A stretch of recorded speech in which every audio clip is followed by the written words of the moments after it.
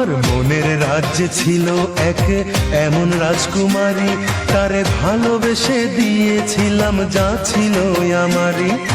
আমার বুকে মাথা রেখে বলতো মনের কথা, ভাগ করিয়া নিতাম দুজন দুঃখ কষ্ট ব্যথা।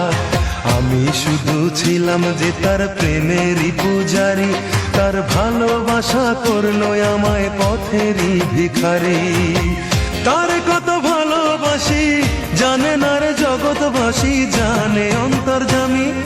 যখন তোমার কেউ ছিল না তখন ছিলাম আমি, এখন তোমার সব হয়েছে পর হয়েছি আমি।